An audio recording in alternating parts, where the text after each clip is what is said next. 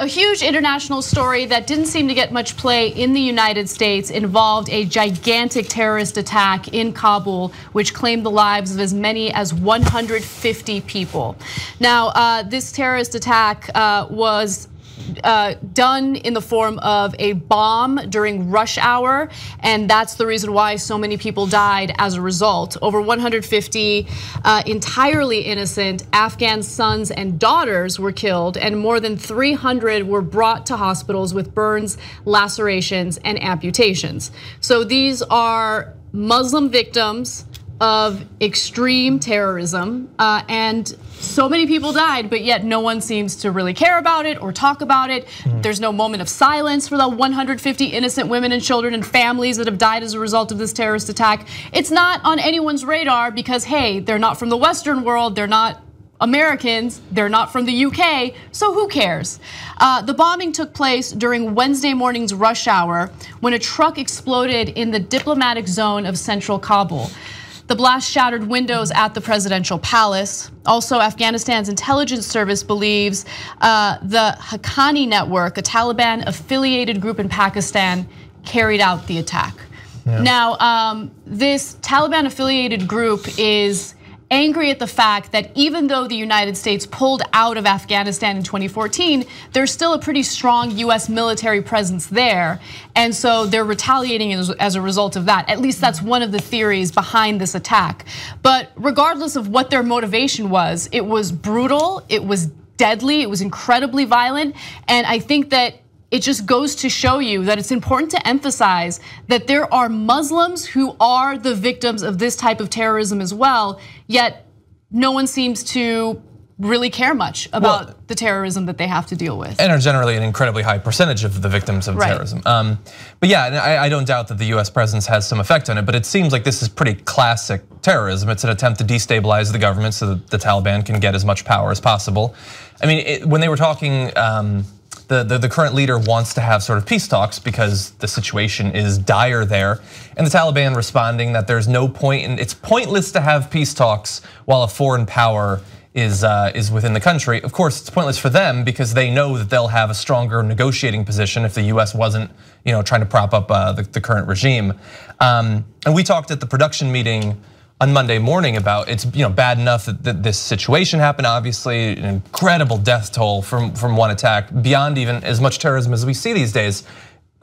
Remarkable even in that context. But the protests that happened immediately afterward, the security forces coming out and actually shooting into the crowd, taking a situation that was already horrendous and making it worse. There's going to be an incredible amount of pressure on the government.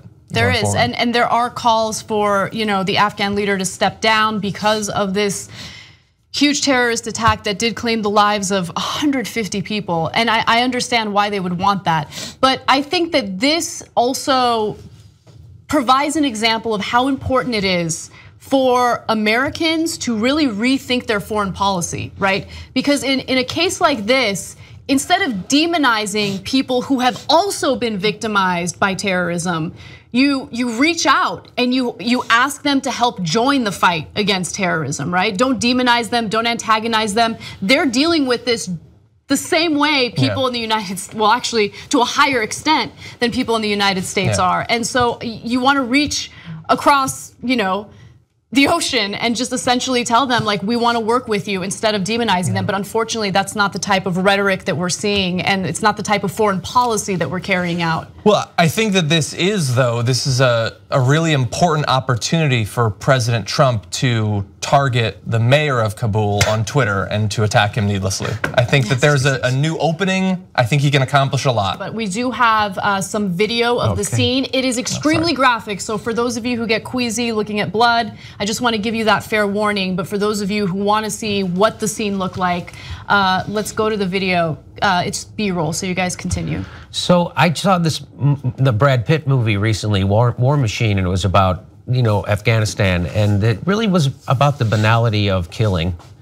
Jeez. And just how it doesn't make sense, and it's all about, they talked about how There's two types of generals, one who questions what they do always, and there's the other ones who never do and just always keep going. And of course, who do you think rises to the top, right? The ones who never question what they're doing and always, they say we're in a worse position now as far as, I mean, the United States fighting the Taliban, that the Taliban has actually expanded and we're in a worse position than we have been in years, right? And so we officially pulled out, yet we maintain 8,400 troops, which is a lot. Right, and there are calls for Trump to increase military presence in Afghanistan. Well, and they've been talking about that since the inauguration. There's always been those whispering that they're gonna do it. I mean, there was the dropping of the Moab or whatever, but he is interested, despite all this talk about America first and all that. He said he was the most militaristic person on the face of the earth back during the campaign.